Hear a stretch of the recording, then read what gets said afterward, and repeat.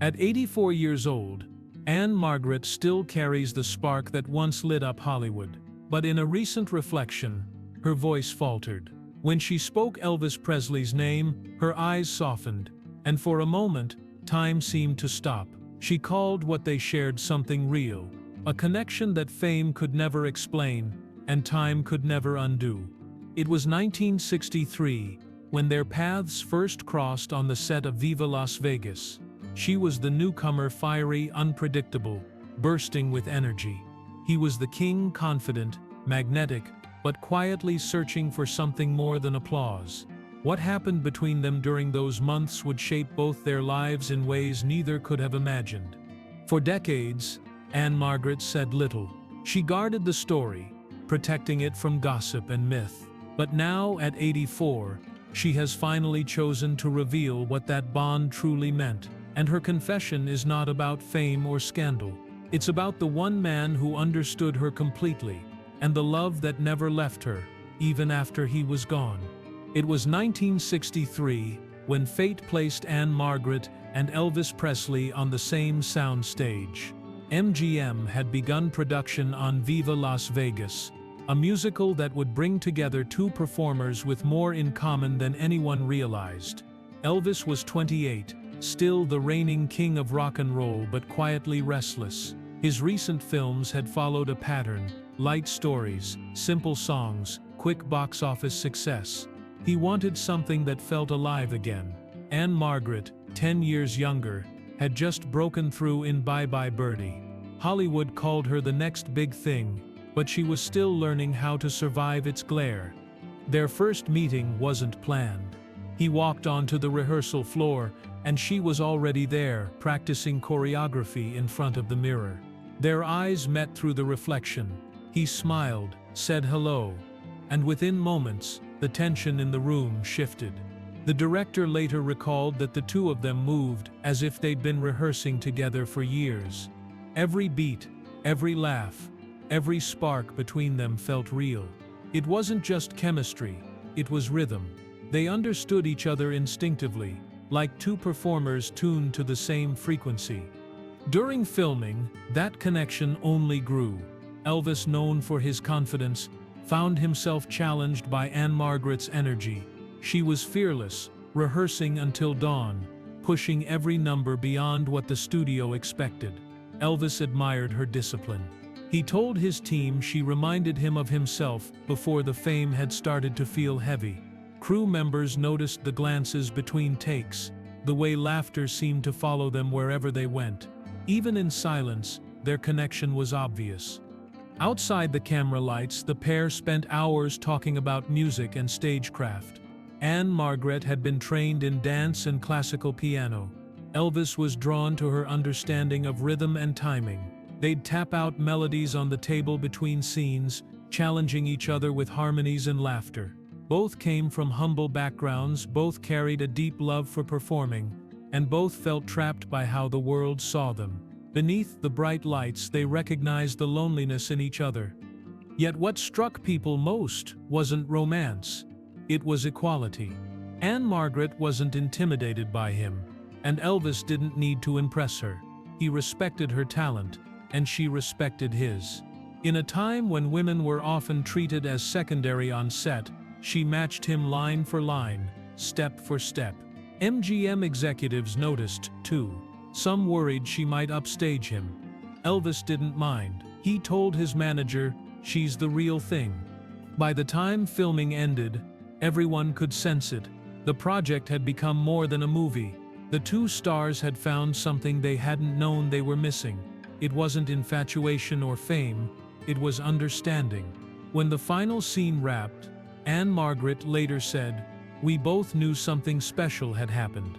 What began as a studio assignment had turned into the most defining encounter of her life. When Viva Las Vegas wrapped filming, most Hollywood romances ended where the cameras stopped. But not theirs. What had begun as playful rivalry turned into something quieter, an unspoken attachment neither fully understood. Elvis returned to Memphis. Ann-Margret stayed in Los Angeles. Still, the distance didn't sever what had formed between them. They wrote often, speaking in short, thoughtful notes that revealed more than they admitted aloud. Friends from both circles later described how deep the connection went. Elvis's entourage saw how often her name surfaced in conversation, how he'd smile when one of her songs came on the radio. Ann-Margret's close friends noticed the same. She wouldn't say much, only that he was special. To her, Elvis wasn't the public figure surrounded by flashbulbs. He was the man who confided his frustrations, his doubts, and his need to feel truly understood.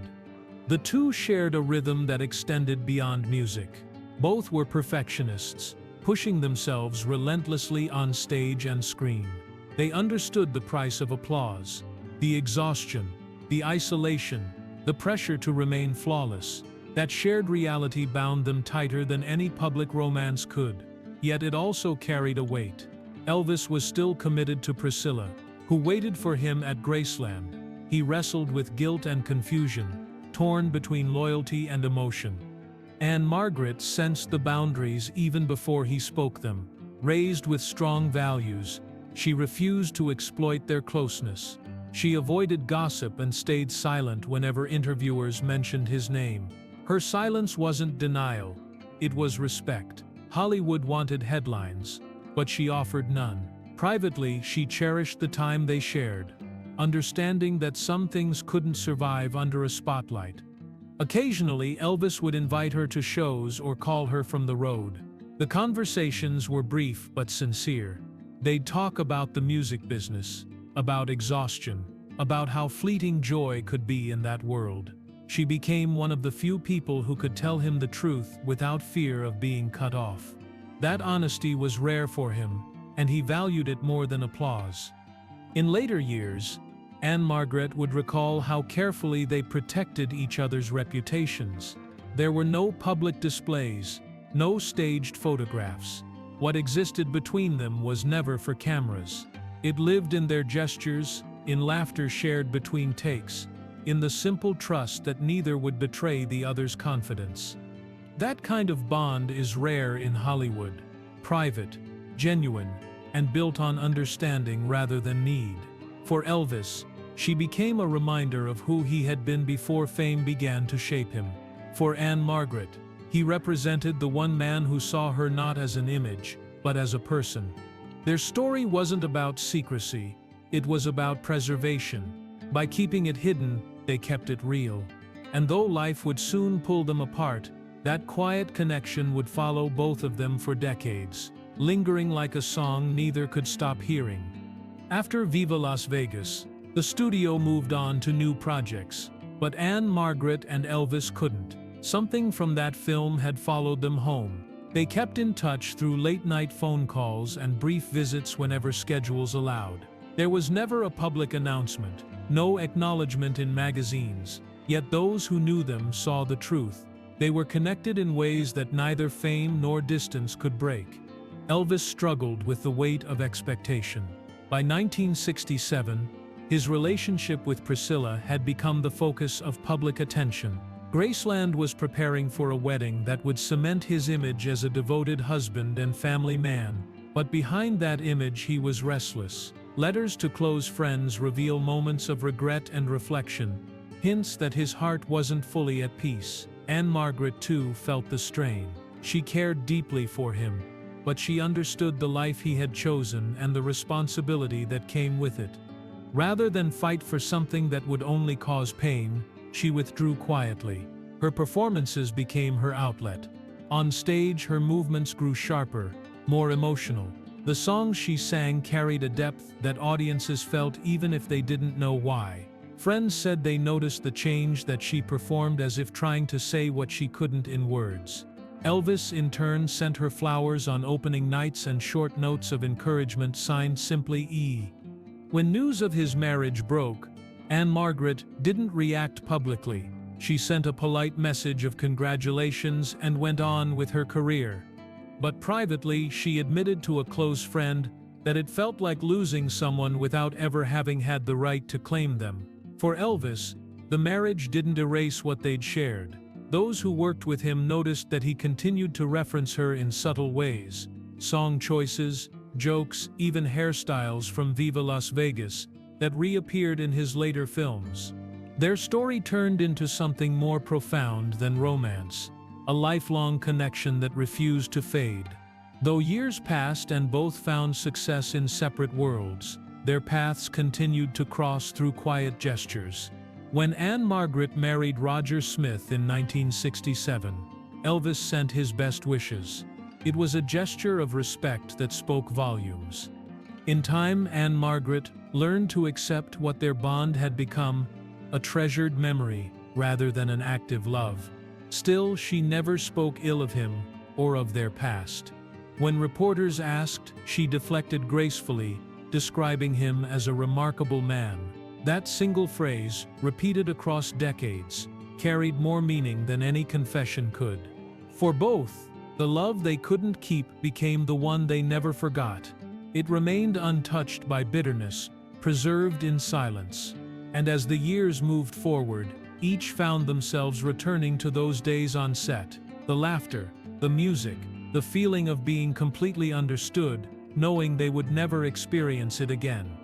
By the mid-70s, their lives had diverged completely.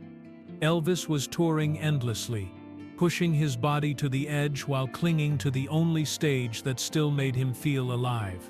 Ann-Margret was thriving, starring in Carnal Knowledge and Tommy, proving herself as one of the decade's most dynamic performers.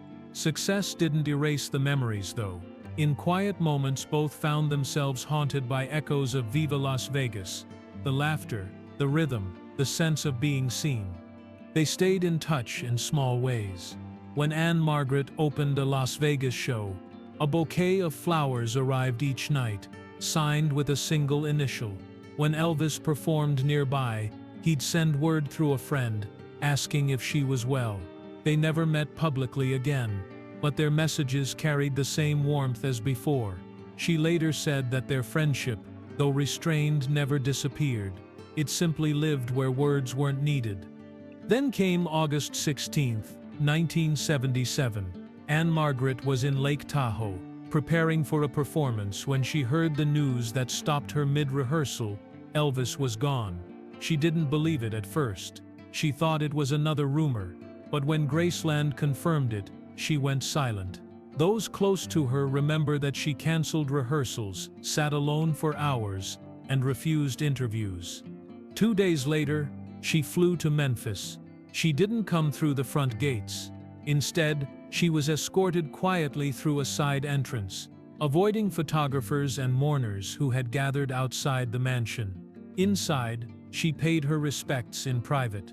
No one recorded what she said or did. She never described that moment in detail. All that's known is that she left flowers near his coffin and whispered a few words. Only she and Elvis would understand. When she returned to Tahoe, she performed that night. Observers noticed something different. Her voice lower, her movements slower. Between songs, she thanked the audience and dedicated the show to a friend who taught me to feel every note. It was the only public acknowledgement she ever gave. In later years, when asked about that week, Ann-Margret said simply, "My world stopped." She avoided conversations about his final years, refusing to comment on rumors or controversies. To her, Elvis was not the tragic figure headlines painted. He was still the man who made her laugh between takes, who believed in her talent, who once told her she'd go farther than anyone thought possible. That night at Graceland became her final goodbye, a farewell sealed in silence. And though decades have passed, she has never spoken of it with regret or nostalgia, only gratitude. Because for Ann-Margret, that quiet farewell wasn't an ending. It was her way of keeping the memory intact, untouched by gossip or myth, just as he would have wanted. At 84, Ann-Margret speaks softly when Elvis's name comes up. The years have slowed her voice, but not her memory.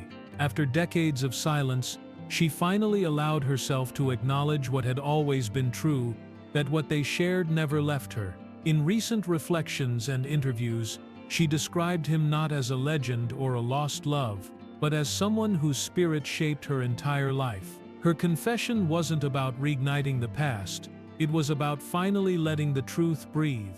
She revealed that she kept a few mementos from those years, photographs, a handwritten note, and a small guitar Elvis gave her during filming, engraved with both their initials. She said she could never part with it because it represented a time when everything felt honest. When she holds it now, she doesn't think of the chaos that followed, only of laughter on a soundstage and two people who found comfort in each other's presence. Ann-Margret's words show no trace of regret.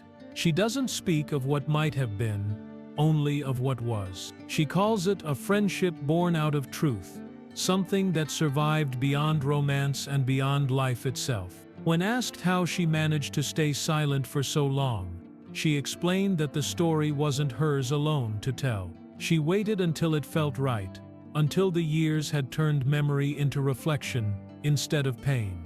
Her confession also revealed how deeply Elvis influenced her career and character. She credited him with teaching her grace under scrutiny, how to face fame without losing one's center. When the entertainment industry tried to box her into an image, she remembered Elvis's advice, "Stay real." It became her guiding principle for the rest of her career.